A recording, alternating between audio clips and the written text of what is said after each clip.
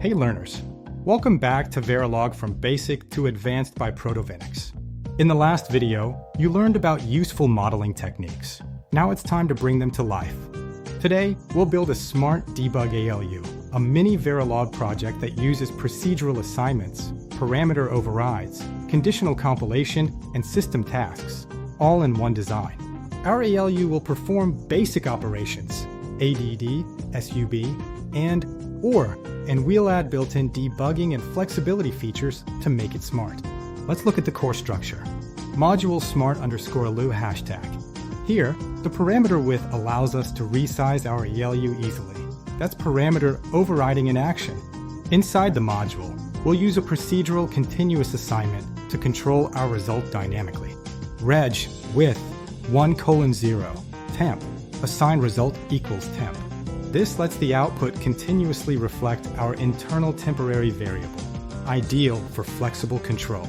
Now let's make our design smart with conditional compilation. We'll enable debug logs only when needed using a defined switch. Define debug ifdef debug $display, indif.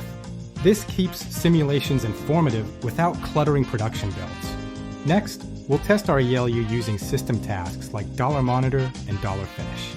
They help us visualize behavior during simulation. $monitor. Here, $monitor continuously prints signal changes, giving us a live view of how our ALU reacts to different inputs. Let's run it. Watch as our ALU performs operations in real time. Add 4 plus 2 is equal to 6. Sub 6 minus 3 is equal to 3. And 5 and 7 is equal to 5. Or 9, 3 is equal to 11. And that's our smart Debug ALU. A compact example showing procedural continuous assignment, parameter overriding, conditional compilation, and system tasks. These techniques make Verilog modeling flexible, powerful, and professional. Stay tuned. Next up, we'll use these skills to verify and test complex Verilog designs. This is Protovenix, where logic meets creativity.